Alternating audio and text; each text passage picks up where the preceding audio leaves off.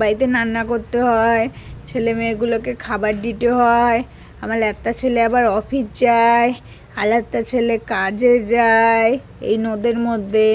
আমার দিদিটা পড়াশোনা করে, বড় দিদিটার কোনো কাজ নেই। আর আমার মা ঘরে কত কাজ করে, আমাকে সবাইকে ডেকে রাখতে হয় না।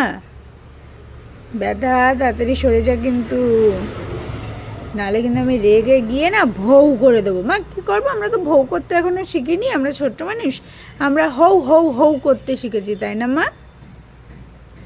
ভাগ্যে সেই দরজাটা আমি সেদিনকে পরিষ্কার করে দিয়েছিলাম, নাহলে নাকে মুখে কালি লাগিয়ে দিত।